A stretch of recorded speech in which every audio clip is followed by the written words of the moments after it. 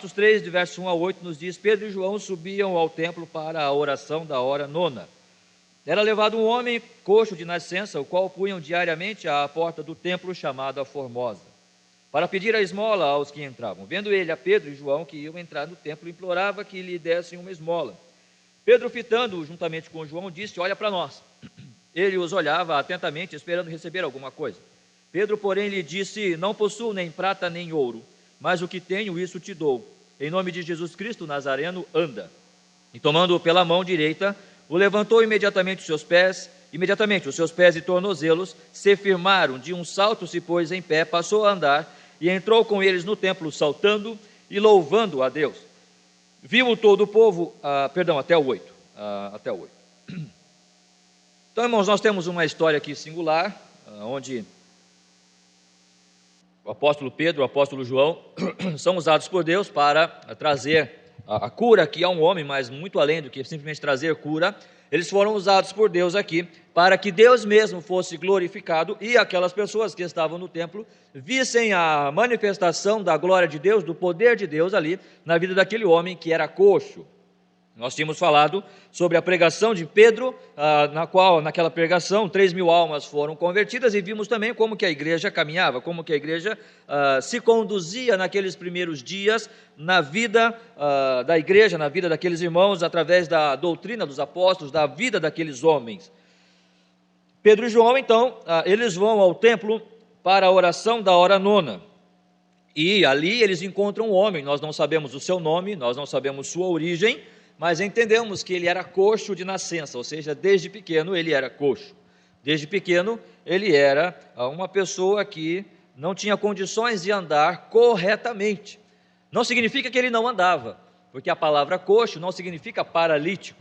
Ser coxo não significa completamente ou exatamente, totalmente incapaz de caminhar ou se conduzir por si mesmo. É claro que se diz ali que alguns punham diariamente, era levado, no versículo 2, era levado um homem coxo de nascença. Diz que ele era levado, porém não significa que ele não podia andar. Esses dias eu estava vindo, acho que da casa do Tonas, estávamos ali conversando e aí saímos, não sei o que fomos fazer, mas eu estava com ele no carro, e passamos ali, em frente a uma casa tinha um rapaz sentado no chão, e eu não percebi, ele que falou: olha, mas está vendo esse rapaz aí? Ele não tem uma perna, mas ele está trabalhando. Ele estava no meio de cimento, areia, tijolo ali, estava mexendo a massa, e sentado no chão e mexendo ali, trabalhando. Quantas vezes nós podemos usar certas deficiências que temos para nós ou usarmos aquelas coisas como desculpa para não realizarmos certas tarefas?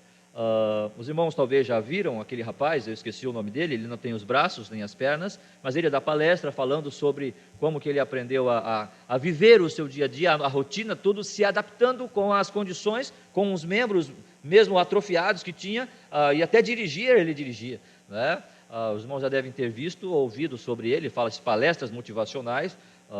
Dessa forma nós percebemos que muitas vezes o que acontece é que nós podemos usar certas desculpas para não realizarmos certas tarefas. E eu passo a explicar isso, porque você pode dizer: mas pastor, ele está dizendo aqui que ele era coxo.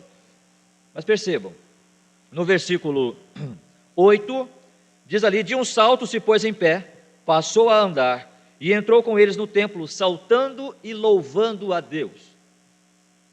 A minha pergunta é a seguinte, irmãos: o fato de uma pessoa ser coxa, ou não poder caminhar perfeitamente, ter alguma deficiência física, impedir aquele homem de louvar a Deus? Por que ele passa a louvar a Deus somente depois que ele é curado? Por que antes ele não foi? Por que antes ele não entrou no templo? Por que antes ele não era uma pessoa que, mesmo com a deficiência que eu tenho, eu vou entrar no templo? Porque assim como me colocaram aqui à porta, no limiar do templo, aqui na entrada, eu posso também entrar, e eu posso adorar a Deus também. O problema é que nós podemos, como já falamos, usar muitas desculpas para nós realmente não tomarmos uma posição ao lado do Senhor Jesus Cristo, fazendo aquilo para o qual nós fomos designados, para aquilo que nós realmente fomos criados, para adorar e louvar a Deus. Conta-se a história de 3 amigos, e eles tinham uma plantação, eles tinham um cultivo agrícola muito bonito. E alguém chegou e disse: mas como é que vocês conseguem? Porque aquela pessoa chegou e percebeu a condição deles. Um era corcunda, não conseguia ficar ereto. O outro, ele puxava da perna, não conseguia andar, não é? E o outro, ele não tinha uma perna, e a sua perna era um cabo de vassoura, que ele adaptou e colocou um cabo de vassoura na sua perna, não é? E ele falou: mas como é que vocês conseguem, vocês três, com essas deficiências, vocês conseguem ter uma plantação tão bonita como vocês têm? Aí um deles falou: é simples, aquele que não tem perna, que tem apenas um cabo de vassoura, ele vai no terreno fazendo um buraquinho com um cabo de vassoura, né? E aquele que é corcunda vai semeando a semente, porque ele não pode levantar, então fica mais fácil para ele. E aquele que não pode dobrar a perna, então ele vai tapando a terra com as sementes, com a terra, com o pé dele, que ele não pode dobrar. Então eles usavam as suas deficiências, na verdade, para trabalhar, para progredir e para desenvolver. Não necessariamente alguém que estava naquela situação, como o coxo que era, estava impedido de adorar a Deus. O problema não é a deficiência física. E eu passo a explicar isso de forma bíblica. Lembram quando Jacó teve um encontro com Deus, com o anjo do Senhor, e ele lutava com Deus? O que foi que o anjo fez? Tocou-lhe no nervo da coxa. A partir dali, Jacó ficou coxo. A partir dali, Jacó não era mais o mesmo. Mas sabe qual é a grande diferença na vida de Jacó? Se você pegar aquela história, você vai perceber que quando seu irmão Esaú estava vindo, ele colocou os seus filhos, suas mulheres, tudo em primeiro lugar. E ele ficou lá atrás, porque ele tinha medo, não é? Deixa eu colocar ali alguns bois, algumas coisas ali, meus filhos, porque daí ele não vai atacar, ele não vai vir contra mim. Mas naquela noite, Jacó teve um encontro com o Senhor. E aquele encontro fez, antes de mais nada, claro, ele ficar coxo, mas naquele encontro ele percebeu o que ele estava fazendo, que ele só pensava em si mesmo. E no dia seguinte, o que Jacó fez? Ele correu mais do que todo mundo e foi à frente e encontrou e recebeu o seu irmão Esaú, antes de todos. O seu medo se foi, agora ele confiava em Deus, mesmo coxo, mesmo com as suas dificuldades, mesmo com a limitação adquirida naquela noite que ele recebeu ali, naquela lição do Senhor. Então nós percebemos isso e pensamos: quantas vezes nós podemos ter algumas desculpas? E quantas pessoas nós podemos perceber, e talvez eu mesmo, desta forma, quantas vezes podemos estar apenas à porta do templo? Eu posso estar à porta daquela situação de adorar mais ao Senhor. Nós cantamos há pouco: mais de Cristo eu quero ver, mais do seu amor obter, mais da sua compaixão, mais da sua mansidão. Mas sabe, tem um outro hino que nós cantamos também, chuvas de bênçãos teremos, eu não sei se tem no Voz de Melodia, gotas somente nós temos, chuva rogamos Senhor. Ou seja, este é um desejo que deve estar nos nossos corações, não de apenas gotas de bênçãos do Senhor, mas vermos realmente muito mais bênçãos que o Senhor tem para dar para nós. Eu não estou falando de bênçãos financeiras, eu estou falando de ter mais de Cristo, mais da sua compaixão, mais do seu imenso amor em nós. Que Cristo seja visto em mim, Cristo seja visto em você. E muitas vezes nós nos adequamos, nós nos adaptamos como, perdão aqui, né, da palavra não fisicamente falando, mas muitas vezes na nossa vida espiritual, como coxos, estamos apenas à porta do templo, nós estamos à porta da adoração, nós estamos à porta de ter mais de Cristo, mas nós não entramos. Quantas pessoas vivem desta forma, muitas vezes à porta, e não fazem? Quantas pessoas muitas vezes visitam a igreja, são amigos da igreja, dizimam, contribuem com a igreja, mas até agora ainda não tomaram uma decisão ao lado de Cristo. Não porque não possam, não é? Mas é porque estão à porta e se acomodaram nessa situação, se acomodaram nesta posição. Num outro momento, lá no livro dos Reis, 1 Reis, capítulo 18, 21, nós vemos ali quando Elias, contra os 400 profetas de Baal, 1 Reis, capítulo 18.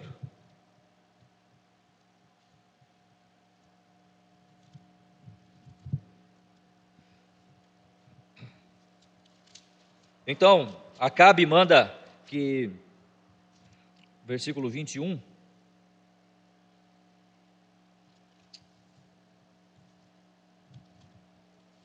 Então enviou Acabe mensageiros a todos os filhos de Israel e ajuntou os profetas no monte Carmelo.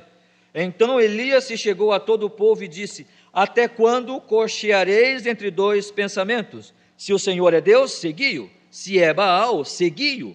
Percebam que agora Elias usa a palavra cochear não no que diz respeito à questão física, mas ele usa essa palavra com relação aos pensamentos. Até quando nós vamos cochear? Até quando nós vamos ficar manquitolando, não é, na nossa vida cristã, nos nossos pensamentos e propósitos sobre aquilo que é a vontade do Senhor? Se o Senhor é Deus, segue a Deus. Se a Baal é Deus, então segue a Baal. Mas o problema aqui não é exatamente que Israel queria negar Deus. O problema de Israel é que ele queria fazer um sincretismo entre aquilo que Deus estabeleceu como verdade e aquilo que o mundo também estava oferecendo. As outras nações, os outros deuses estavam prometendo ali, estavam propondo também para o povo de Israel como vida. Era essa junção de ideias e de pensamentos. Então Elias chama a atenção do povo: até quando vocês vão cochear entre esses dois pensamentos? Segue a Deus. Se ele é Deus, faz isso. E Josué faz isso também, não é? Vocês agora devem decidir que Deus vocês devem seguir, se os deuses de vossos pais, da além do Eufrates, ou Deus que nos trouxe até aqui. Eu e minha casa serviremos ao Senhor. Eu não vou cochear, eu não vou ficar em dúvida, eu não vou ficar aqui, não é em cima do muro, ou manquitolando na minha vida com relação à vida cristã, com relação ao meu compromisso com Deus. Eu quero tomar uma decisão. E nós vemos quantas pessoas vivendo desta forma e nunca chegam a um compromisso real. São muito legais, são muitos amigos, são muito solícitos muitas vezes, mas quando de fato precisamos, não é, de um compromisso, de uma posição real, de uma fé estruturada mesmo, talvez não vamos ter, talvez não vamos conseguir. Nós podemos falar nisso sobre os cristãos. Lembra Isaías? Isaías estava falando para o povo de Israel. Josué também falou para o povo de Israel. Eles conheciam a Deus. E quantas vezes nós podemos perceber isso? Em Hebreus 6, por exemplo, nós temos um texto, e eu não sei qual é a sua ideia sobre isso, mas eu queria deixar isso até para a semana. Foi proposto para nós, né, que nós fizéssemos questionamentos a respeito da mensagem. Eu queria que durante essa semana, vocês em casa, na mesa ali do almoço, enquanto estão almoçando, enquanto estão na sala ali tomando um chimarrão, se você toma um chimarrão, conversem a respeito desse texto. Hebreus capítulo 6, percebam que o autor de Hebreus nos diz: é impossível, pois, versículo 4, Hebreus 6, 4, é impossível, pois, que aqueles que uma vez foram iluminados e provaram o dom celestial e se tornaram participantes do Espírito Santo e provaram a boa palavra de Deus e os poderes do mundo vindouro e caíram, sim, é impossível outra vez renová-los para arrependimento, visto que de novo estão crucificando para si mesmos os filhos de Deus, expondo a ignomínia. Percebam, qual que é a pergunta? Quem são essas pessoas aqui? Percebam que ele diz: aqueles que uma vez foram iluminados. Como é que eu posso ser iluminado pelo Evangelho, mas ser reprovado por Deus logo mais?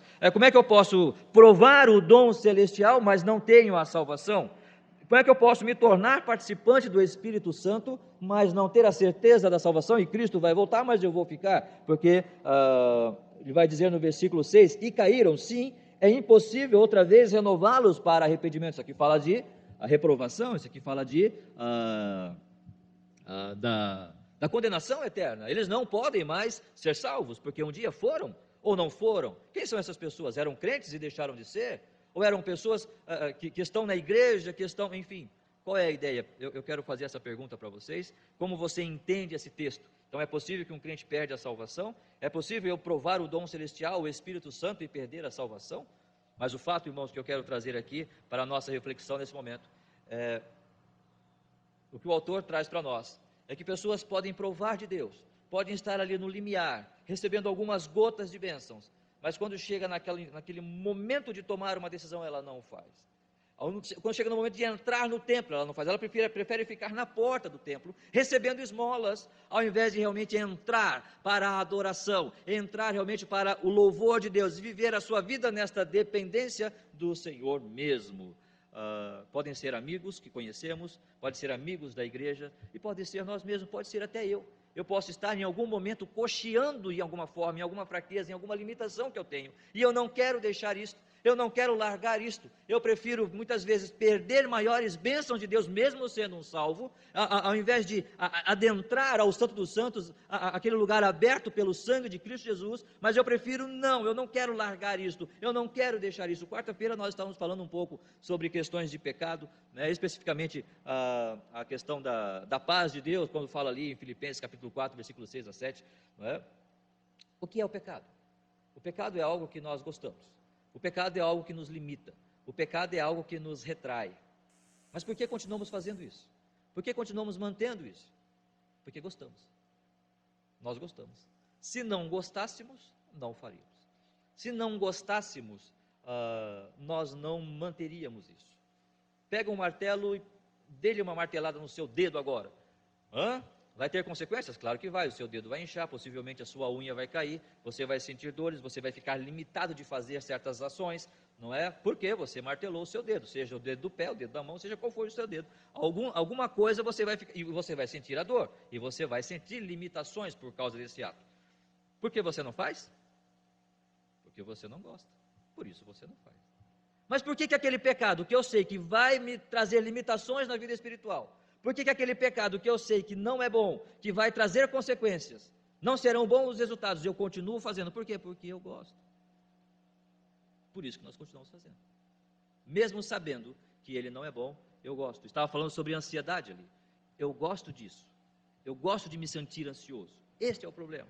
E é por isso que muitas vezes não entramos à porta em oração sincera com Deus e chorando, porque eu gosto de ficar nessa posição.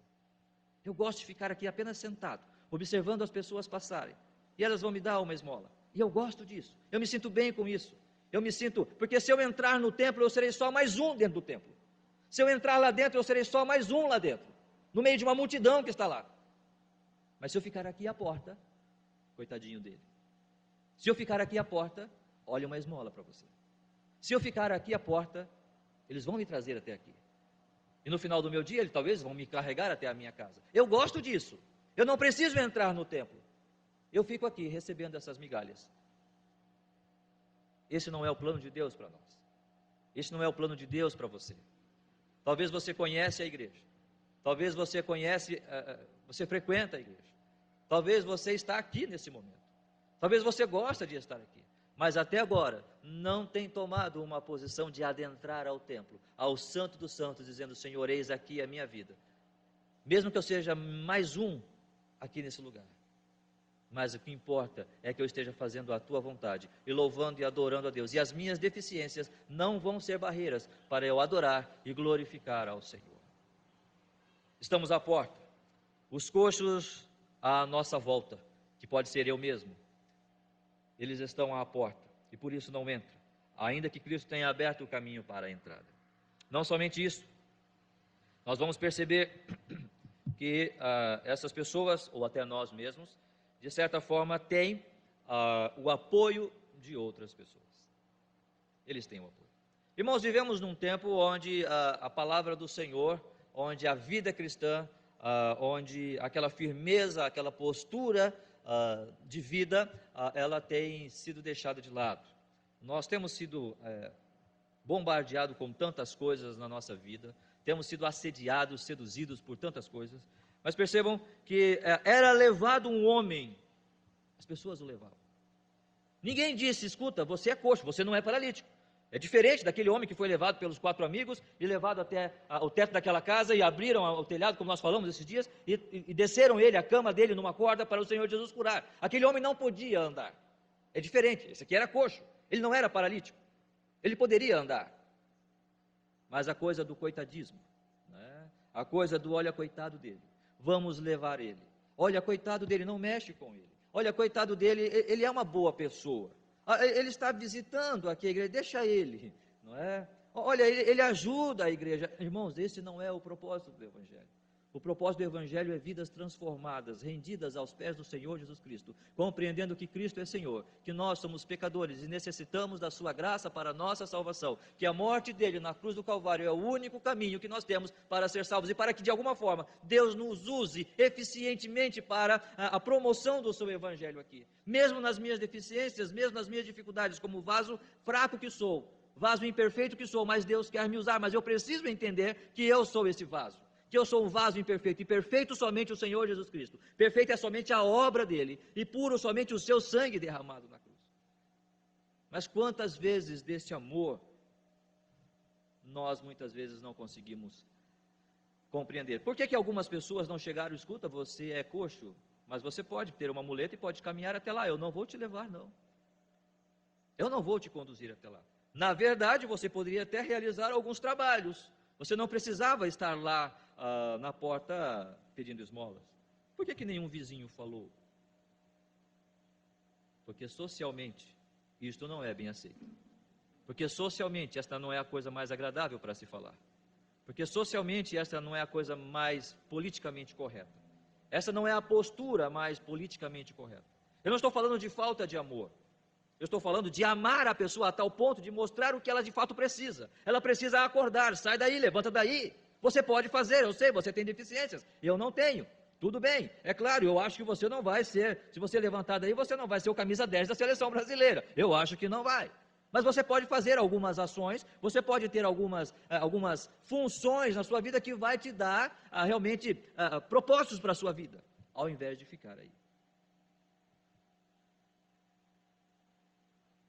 Nós vivemos nesse mundo, onde nós não conseguimos discriminar, e quando falamos de discriminar, irmãos, não estamos falando de fazer mau juízo, ou estamos falando de sermos injustos, ou ter aquela pessoa menor ou maior do que aquela outra, mas estamos falando de discriminar o que é certo e o que é errado, entre o bem e o mal, entre o que não pode e o que pode ser feito. Logo, entendo que algumas pessoas poderiam ter chegado para aquele homem e dito a verdade para ele: você não precisa estar nessa situação. Pedro e João falaram. Não, pastor, eles não falaram, falaram, e nós vamos ver depois, mas eles falaram. Porque na verdade, este amor que nós conhecemos, é um amor que mata, na verdade.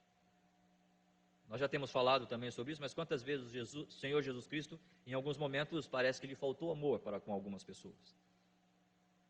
Mas não, é por amar aquelas pessoas e mostrar a elas a realidade, é que ele falava como ele falava. Certa vez um sábio, não sei se já contei essa ilustração, se já vou repeti-la. Um sábio estava caminhando por uma terra distante, e estava ele e seu discípulo, estavam eles caminhando, ele saía para aconselhar, para dar orientações, e chegou num lugarejo ali, um sítiozinho pequeno, e chegou lá uma porteira toda velha caindo, uma casinha ali, um casebre na verdade, e entrou, tinha ali um cachorrinho magrinho, tipo a Hannah, né? Um cachorrinho magrinho, né? Todo sarnentinho, bom, a Hannah não é sarnentinha, né? Todo sarnentinho, veio ali tentando, mas não conseguia nem latir coitado do cachorro, de tão magro, de tão afetado que estava pela sua situação. E ele bateu na porta, aqueles sábios, o seu discípulo bateram na porta, saiu uma senhorinha, né, saiu um senhorzinho ali, umas crianças barrigudinhas correndo ali, meio peladinha até, porque não tinha roupa, né, situação andando com o pé descalço e tal. Olha, nós estamos andando, caminhando ali, você não tem um copo d'água ali, alguma coisa que a gente possa se alimentar? Não, sim, tinha lá um pãozinho seco, sentaram, receberam eles muito bem, tinha ali uma água ali, tomaram água, um pãozinho seco que já tinham feito, né, mas eles cortavam aquele pão com gilete, porque é um pedacinho só para cada um, né, senão acaba logo, e a situação era bem difícil, umas galinhas só ali, né, que davam alguns ovos tal, e tinha... mas como é que vocês vivem? O sábio perguntou. Não, nós vivemos assim, nós temos a nossa vaquinha, está vendo a vaquinha lá no morro lá? Então, ela está lá. Nós vivemos, nós pegamos o leite dela e um pouco nós tomamos, outro pouco nós vendemos, e aí compramos alguma coisa e fazemos um pão, e enfim, é a nossa vaquinha, não é? Aquela é a nossa vaquinha. É necessário, irmãos, que às vezes essas vaquinhas, elas precisam ter destino, né? Elas precisam receber um destino. E aquele sábio então saiu daquela situação, comeu aquele pedacinho de pão seco e saiu, e passando então subiram, e ele viu a vaquinha. E aquele sábio olhou e disse para o seu discípulo: olha, pega essa vaquinha e dá um empurrão nela. Hein? Dá um empurrão na vaquinha, para ela cair no precipício. Mas ela vai morrer, mas esse é o objetivo. Mas aquela família só tem isso para viver. Se nós matarmos essa vaquinha, como é que eles vão sobreviver? Faz isso, eu estou te falando, faz isso e vamos embora. E o discípulo, sem entender nada, pegou e a vaquinha foi embora e morreu a vaquinha. Não tem mais vaquinha. E agora? Vai morrer todo mundo. E foram embora. Anos depois, passando pela mesma terra, pelo mesmo lugar, eles passaram de novo. Olha, lembra daquela fazendinha, daquela família? Vamos ver como é que eles estão, vamos ver. Chegou lá, eles não conheceram o lugar. Uma porteira bonita, umas inscrições bonitas, agora com o nome da família, né? Fazenda tal, e entraram lá e viu umas plantações, uns animais ali, umas vacas, umas galinhas, agora chegou uma cachorrinha bem mais gordinha, bem, né, mais um pastor alemão agora, né, não tipo Tolle assim, mas bem mais ágil também, né, cuidando da casa, né, e eles entraram e veio uns rapazes, umas moças fortes, bonitos, saudáveis, né? E um senhor, uma senhora, viu ali no galpão ali um caminhão, viu ali uma caminhonete, né? Um carro também do ano. O que aconteceu? Devem ter vendido alguém, veio e comprou deles, eles foram para algum lugar, chegou lá. Reconheceram, era a mesma senhora, era o mesmo senhor. E eles também reconheceram o sábio e o seu discípulo. E eles falaram: escuta, o que aconteceu? Vocês viviam aqui numa situação bem difícil, bem complicada para vocês. O que aconteceu? O que mudou? Pois eu não te conto. Nós tínhamos aquela nossa vaquinha velha, não é? Sim, ela simplesmente sumiu. Não sabemos o que se deu daquela vaquinha. Nós nunca mais vimos a nossa vaquinha. E aí nós percebemos que nós tínhamos que pegar a enxada, tínhamos que plantar, e nós percebemos que plantando dava. E nós, aquelas galinhas, um pouco do ovo nós comíamos, outro nós vendíamos, e fomos trabalhando e fomos negociando. E quando nós vimos que dava para nós desenvolver muito mais aquilo que nós temos, essa terra, e hoje temos o que temos, porque um dia nós perdemos aquela vaquinha velha. Quantas vezes, irmãos, nós ficamos acostumados a uma vaquinha velha, aquele estado, aquela situação, e nos acomodamos nisso, assim como estar à porta do templo, simplesmente para pedir, ao invés de adentrar, ao invés de experimentar todas as bênçãos que o Senhor tem para nós lá dentro, na sua presença mesmo. E tudo isso, muitas vezes, é apoiado pela própria sociedade. Olha que bonito, fica assim, que lindo, que maravilhoso. Muitas vezes nós na igreja não temos muitas vezes a coragem para disciplinar, para conversar, ou até mesmo para sermos, entre aspas, duros com certas situações, porque estamos com medo de ofender aquela pessoa, ofender aquele irmão até, né, ofender o pastor, quando na verdade é isso que nós precisamos fazer, mostrar de fato a verdade que está sendo vivida, ou o erro que está sendo vivido, ou o pecado que aquela pessoa está vivendo, rejeitando a Cristo como Senhor da sua vida, mesmo que seja meu amigo, mesmo que seja uma pessoa que eu gosto muito, mas se você está rejeitando Cristo na sua vida, você está rejeitando tudo que é de mais importante neste mundo. Cristo morreu por você, Cristo morreu por mim, Cristo é o meu tesouro, mas se você o rejeita, então automaticamente você está me rejeitando também. Ou se eu continuo nessa amizade com você, que declaradamente está rejeitando ao meu Senhor, eu estou rejeitando Ele também, porque eu estou comungando com você. Isso é muito sério, mas socialmente falando, nós temos o apoio, e sermos muito ecléticos, de sermos muito compassivos, muitas vezes nessas situações, e assim nós acabamos simplesmente estando à porta. Grandes homens fizeram grandes coisas, porque eles sempre tiveram uma posição muito clara a respeito das suas convicções. Talvez certas ou erradas, um dia eles entenderam quando estavam errados, mas eles tiveram posições muito claras a respeito disso. Os coxos à nossa volta, então, irmãos, estão à porta, não conseguem entrar, e talvez eu seja um desses.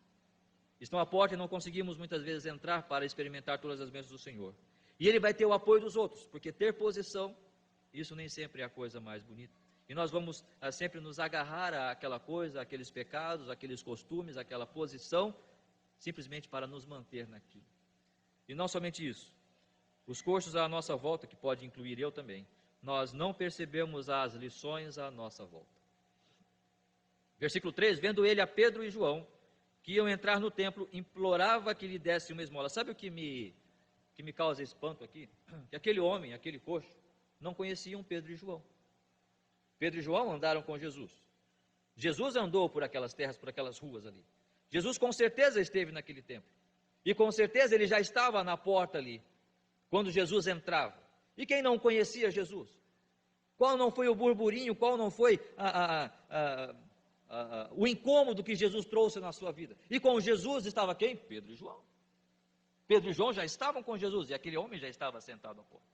Perceba quanto tempo aquele homem já vem estado naquela situação e naquela posição. Mas ele não conseguiu lembrar que Pedro e João eram os discípulos de Cristo. Aí Cristo foi crucificado. E Pedro, então, é chamado para ser o líder da igreja. O homem que faz uma pregação e 3.000 almas se convertem. Mas ele não sabe disso. Mas isso era assunto corrente no templo, porque era religião. O templo era religioso. Eles estavam ali para falar sobre questões espirituais, religiosas. Os homens iam no templo para conversar, para discutir sobre as coisas que estavam acontecendo na cidade, em Jerusalém. Será que eles não sabiam sobre Pedro e João, o que Pedro tinha feito? Que a igreja estava reunida, 120 pessoas, e eles começaram a falar em outras línguas? E todos entenderam? Será que quando nós lemos ali a respeito e contava com a simpatia de todo o povo, a igreja era conhecida ali naquele lugar? E Pedro era o líder desta igreja. Se você talvez pega uma igreja aqui de renome na cidade, não é? Este é o pastor tal, ou este é o padre tal. As pessoas conhecem. Pelos seus feitos, pelo renome. Mas ele não sabia. Ele não sabia nem quem era Pedro e nem quem era João, mesmo todas as situações que estavam acontecendo naqueles dias em Jerusalém.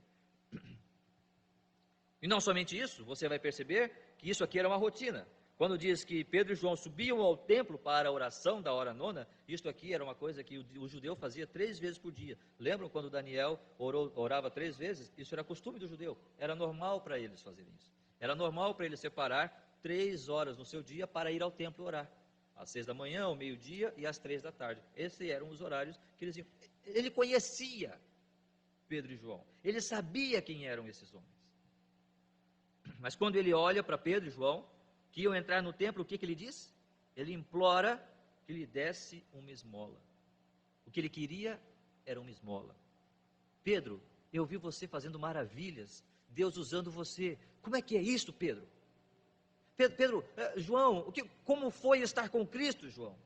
Como foi estar ali e ver Jesus ser transfigurado? Talvez ele não soubesse disso. Mas pense em quantas experiências aqueles homens tinham para contar para ele. Mas ele era coxo. E ele preferia ficar na porta. Por quê? Porque não percebe o que está acontecendo à sua volta. Deus está falando. Deus está mostrando. Deus está deixando as coisas muito claras e usando pessoas para isso, mas quando nós estamos numa coxidão, não sei se essa palavra existe, né? Nessa coxidão de pensamento, não é a questão física, nós não conseguimos perceber o que Deus está falando, porque eu prefiro ficar ali naquela situação, eu prefiro ficar preso ali. Aí Pedro olha para ele, e diz que Pedro não simplesmente olha, a palavra, pelo menos na minha versão, diz Pedro fitando-o. Essa palavra fitar é olhar nos olhos. Irmãos, alguém que vai dar uma esmola não fita ninguém. Ele pega o dinheiro, tudo bom, beleza, tchau. Não é assim? Ninguém vai fitar o outro nos olhos porque vai dar uma esmola. Ele só pega o dinheiro e coloca ali. Olha, onde é que no cestinho? Bota no cestinho. Agora, quando Pedro fita os olhos nele, é porque ele queria falar alguma coisa. Pedro quer falar alguma coisa, Pedro quer mostrar uma verdade, Pedro quer dizer para ele, sai daí.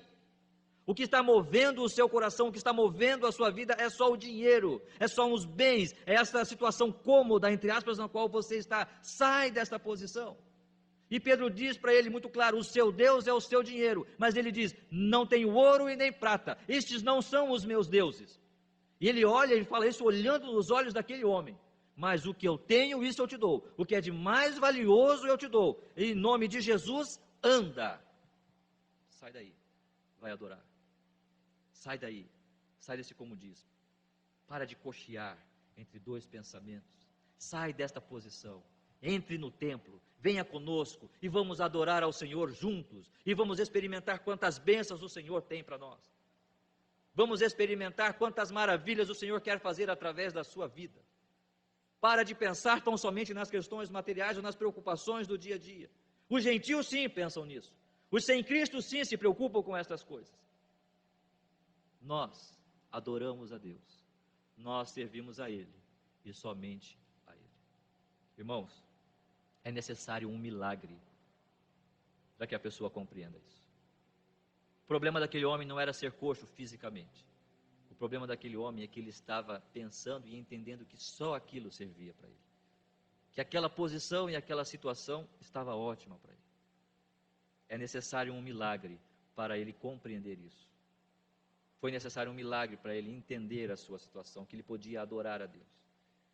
Quando uma pessoa está nesse ponto, é necessário um milagre para que Deus lhe mostre o estado do seu coração e que ele pode entrar e confiar em Deus e adorar em Deus, a Deus, e deixar todas as outras coisas e preocupações para servir única e exclusivamente ao Senhor. Irmãos, que nós possamos compreender os coxos que estão à nossa volta, orar por eles, ajudá-los, pegá-los pela mão direita e levantá-los, se eles, claro, quiserem, mas sempre contando com a obra do Senhor através de nós, para que esse trabalho seja feito. Mas, como temos dito, é necessário um milagre para que isso aconteça. E esses coxos, um deles pode ser eu. Pode ser eu que estou aqui falando e cocheando talvez entre 2 ou 3 ou 4 ou 5 pensamentos. 2 ou 3 ou 4 ou 5 pecados que podem de alguma forma estar me pressionando ou me impedindo de entrar no templo e experimentar mais e mais bênçãos. Pode ser seu amigo, seu filho, seu pai, sua mãe. Pode ser seu esposo, pode ser sua esposa. Talvez ele está no limiar de entender a grandeza do Senhor, mas não conseguiu ainda, porque lhe falta esse milagre. Basta que nós fitemos os nossos olhos e mostremos para ele o seu pecado. Porque o seu pecado é somente a prata e o ouro. É isso que você quer, você se acomodou nisso. O seu pecado é que você se acomodou no seu ego. Você se acomodou na sua vida, nas condições que você conseguiu pela sua própria sabedoria. Sai disso aí, larga isso e venha para o Senhor Jesus Cristo. Vamos junto adorá-lo. Entremos no Santo do Santo, aberto pelo sangue do próprio Senhor Jesus Cristo, que Ele comprou com o seu sangue vertido na cruz do Calvário. Falemos dessas verdades e que os coxos à nossa volta, que talvez, como eu disse, posso eu estar incluído, possam ser curados completamente, para a honra e glória do Senhor e pelo poder de Deus. Que Deus nos abençoe. Vamos orar? Nosso Deus e nosso Pai, nós louvamos o Teu nome pelo privilégio que temos de andar. Não estou falando fisicamente, Senhor, mas é claro, eu estou falando espiritualmente. Antes mortos, outrora sem condições nenhuma de mostrar vida. Mas em Cristo Jesus, pelo Teu Santo Espírito, o Senhor nos fez compreender as verdades do Evangelho. O Senhor nos regenerou, o Senhor nos deu vida, nos fez nascer de novo para a Tua honra e glória.